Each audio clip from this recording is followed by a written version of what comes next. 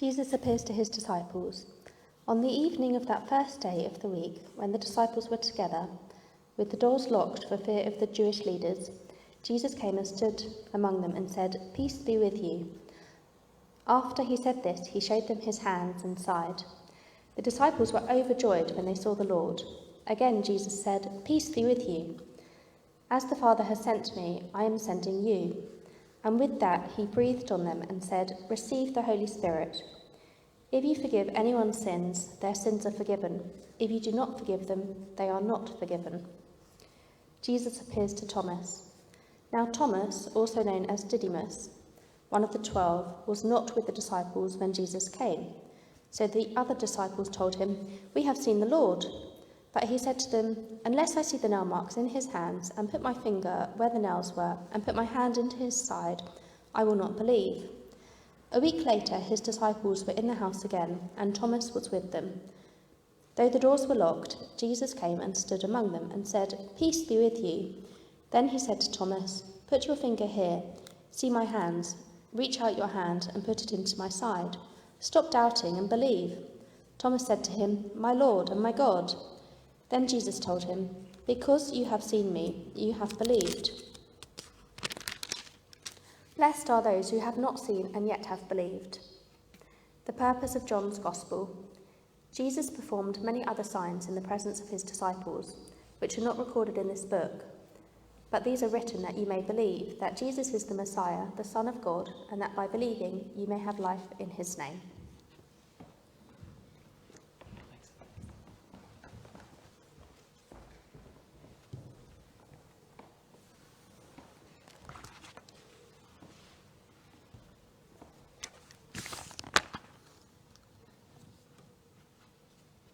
The disciples were overjoyed when they saw the Lord. They saw the risen Christ, heard his voice, and were filled with joy. But as we heard, Jesus' disciple Thomas was not among them. And he wasn't going to base his belief on their experience. He wanted to examine the evidence for himself. And so he comes up with this ultimatum, this famous ultimatum.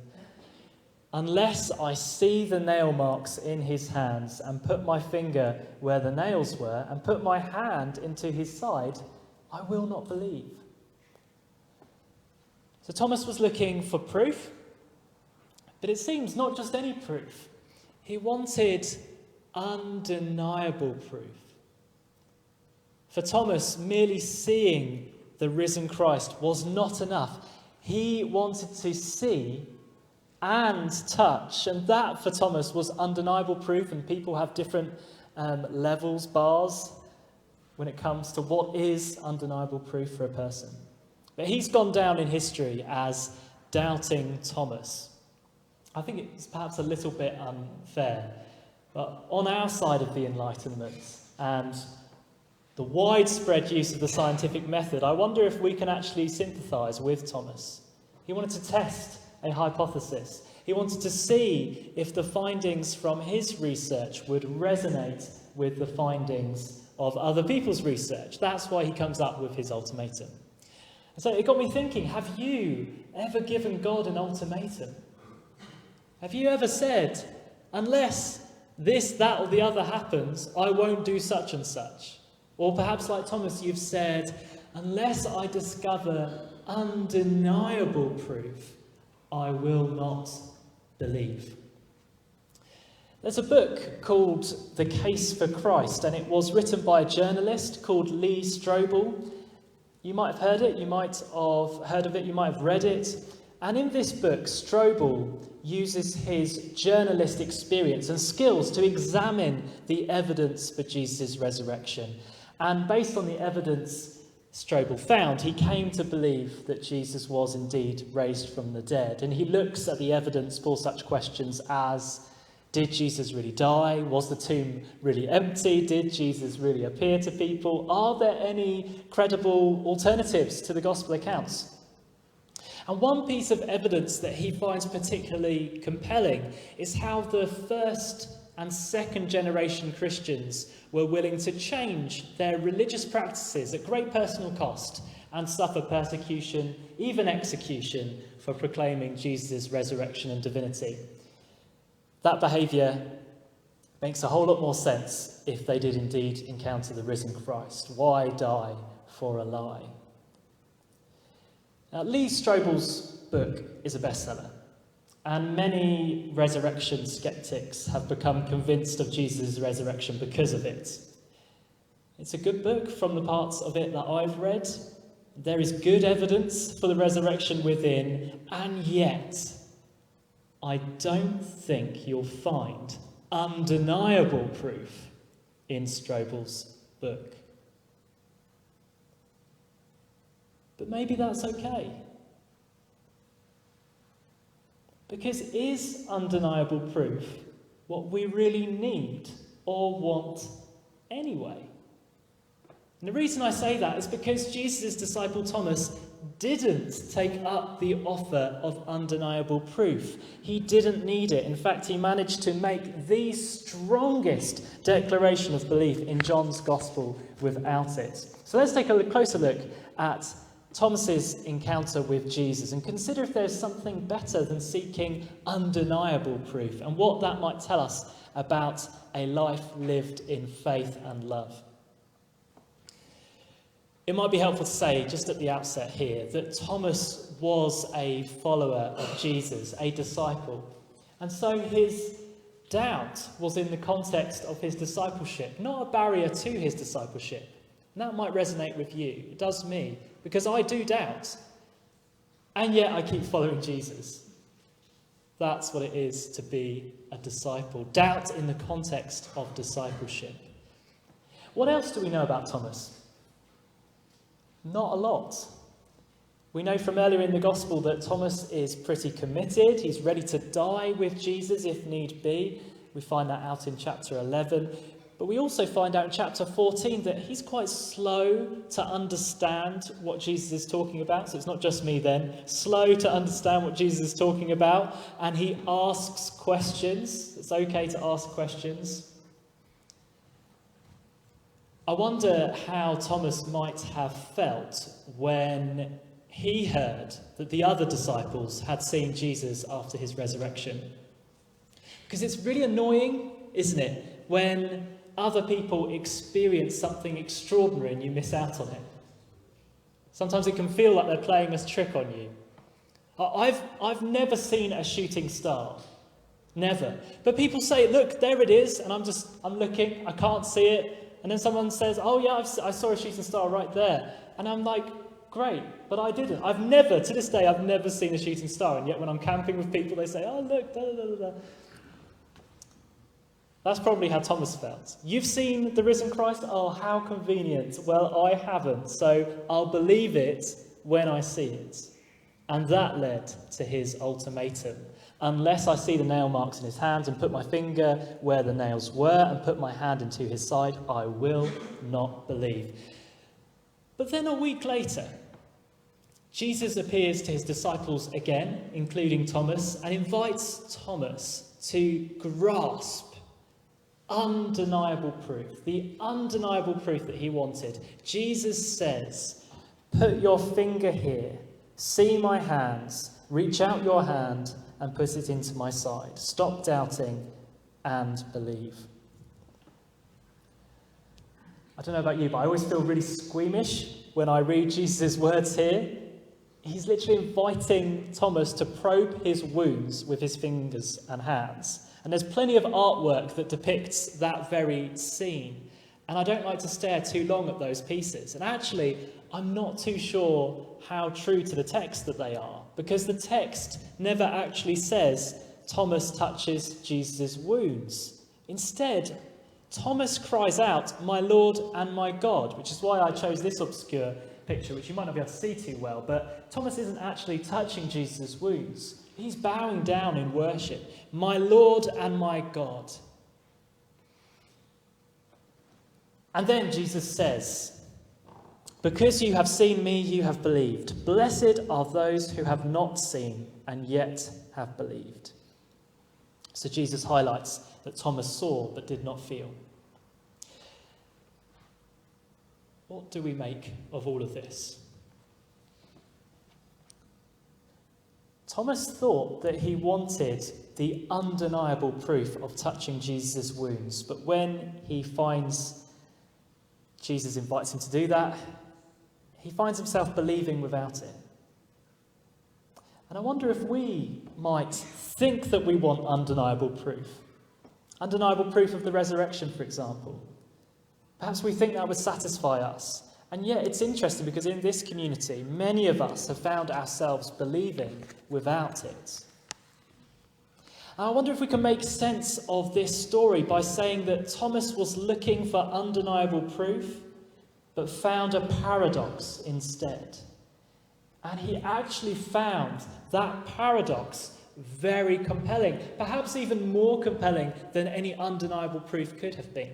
Like I mentioned earlier, a paradox is a person or thing exhibiting apparently contradictory characteristics. What's the difference between a paradox and proof then? Here's just some ideas. Proof settles a question. Paradox invites more questions. Proof is, or appears to be, a solid foundation. A paradox invites further exploration. Proof helps us to feel in control, whereas a paradox often makes us feel like we're out of our depth. Proof is something we can look back to, but a paradox tells us to keep moving forward, moving and wrestling in a forward direction. Proof helps us to judge between. Paradox invites us, perhaps, to accept both. Proof helps us to be sure. A paradox invites risk. Proof helps us to say a quick true false. A paradox points us towards greater and greater depths of truth. So I wonder, with all of that in mind, if Thomas experiences a paradox when he sees the risen Christ. He sees a human being with crucifixion scars walking around and greeting people with the word peace. That is weird. If you don't find that weird, you've got too used to the Christian faith, Christianity, the Bible, the text. That is really weird. We can't escape the weirdness of Christianity because, one, people don't rise from the dead, and two, if they did, would their first words be peace when they've just been murdered? Thomas then responds to that paradox with another paradox, a declaration. Thomas says, "My Lord and my God." Thomas declares that this scarred man of peace is also God. Divinity and humanity in one scarred person. Wait, what? Divinity and humanity in one scarred person. Let me tell you that didn't fit very well into the categories of good theology of the time. In fact, it took hundreds of years for Christian theology to reach settled conclusions about how Christ could be fully human and fully divine without the two natures mixing, or Christ being some kind of third thing that was neither human nor divine. And if you're interested in that discussion, brilliant. I encourage you to study the branch of theology called Christology or Christology. But I warn you, Christology is still something of a paradox. It's still ongoing. We're still talking about it. To this day, hundreds of articles, academic articles, are written about Christology, still probing, still trying to work out what's going on here. It all starts with a paradox. And that's what Thomas embraced on that day. Instead of reaching and grasping undeniable proof, Thomas took a leap. A personal leap, a faith leap, a love leap, a theological leap, and declared, "My Lord and my God." And let's be honest here, we have even less to go on than Thomas. But we can still take the same leap that Thomas did. Many people here are the people Jesus is talking about when he says, "Blessed are those who have not seen and yet have believed." The Gospel of John, together with the rest of the Bible, points towards Jesus like a big sign. We find evidence there, like in Strobel's book, but we don't find undeniable proof. And again, if we did, would we want it? All of this reminds me of a time in my life when I was about to propose to Jenny. And this might amuse you, but I didn't know if Jenny wanted to marry me. Now let me explain that a little bit more. I didn't know whether Jenny wanted to marry me at that particular time. You see, we'd just come back from university, I was living next door to the church, she was living back with her parents, and she was clearly enjoying life with them, saving her money, eating their food, drinking their wine, having a great laugh. Her dad even made her sandwiches for work, you know? And I thought, why would she swap that for getting married to me? I thought that would be crazy. And so I didn't really know whether she did want to get married to me then. At times I'd put out some feelers and I'd kind of try and get the conversation started. I'd want proof. We had a number of conversations where we kind of skirted around the subject. And arguably, she did give me indications that she'd like for us to get engaged, but she never gave me undeniable proof. I think that's what I wanted. She never looked me in the eye and said, "Peter, I want you to propose to me ASAP." And I suppose if she had, I might have felt 100% that it was the right thing to do. But I wonder if some things would have been lost in the process if she had given me the undeniable proof. Firstly, the proposal wouldn't have been a surprise. Also, I wouldn't have had to take any kind of risk for love, facing up to my own insecurities and doubts. And also, I might have felt obligated to propose whether I was ready to or not. After all, when one partner is putting out hints left, right and centre, the pressure can be enormous.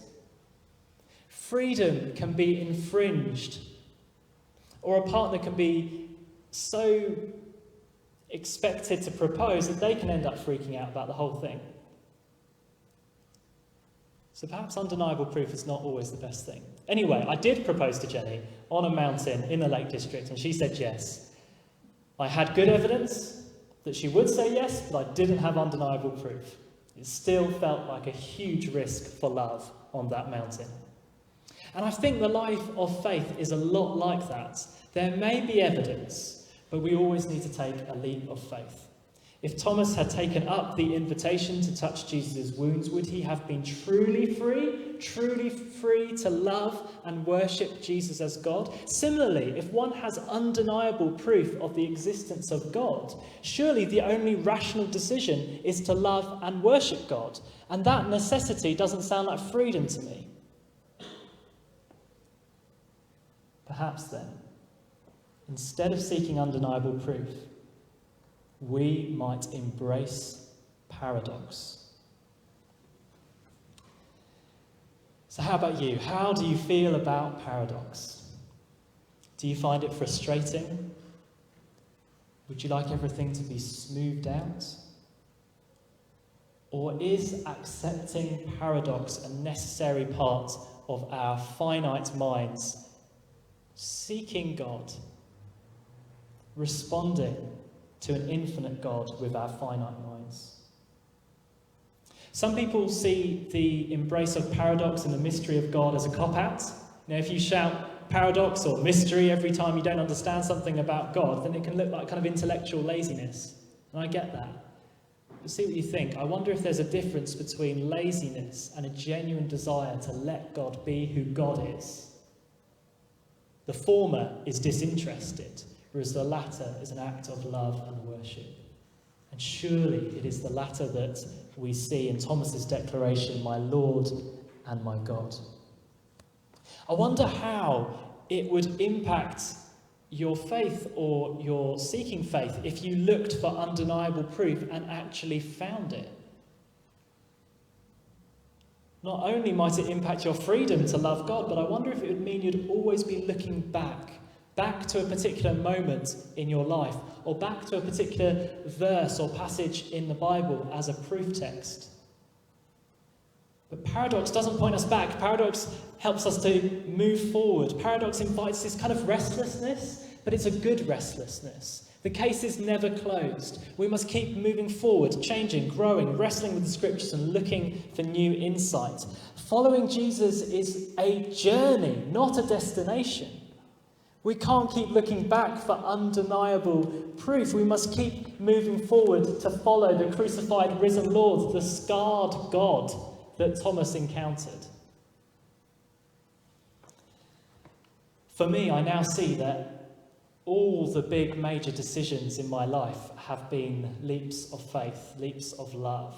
I won't mention them all, but the ones that come to mind: being baptised, preaching my first sermon, training for Baptist ministry, coming here to be one of your ministers, proposing to Jenny, marrying Jenny, becoming fully affirming of LGBT plus people. I never had undeniable proof for any of these things, but I had a lot of good reasons, and I based my leap of faith on those, but it still required a leap of faith, a leap of love. And I'm so glad in all of those things that I think about that I took the leap. And it was for love.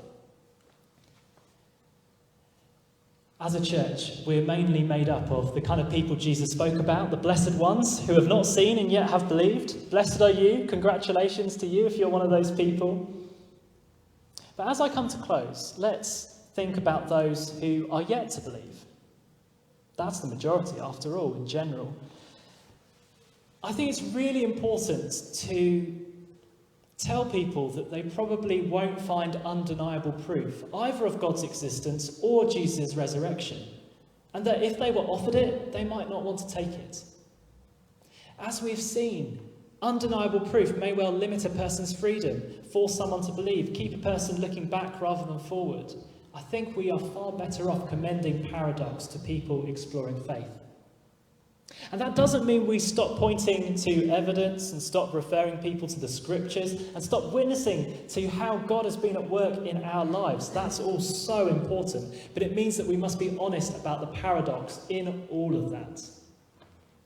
And I realise it might be hard for us to get our heads around this, both people within the church, without the church, whatever, because we want to assess God and assess Jesus' resurrection like any other thing in our life.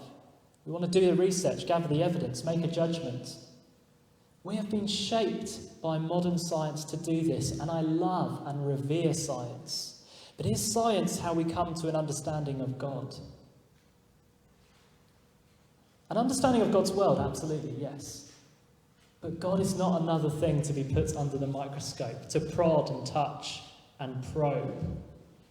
God is not a thing among things to be categorized. God cannot be contained in our language and our logic. God is the ultimate reality, the source and the goal and the one that holds it all together.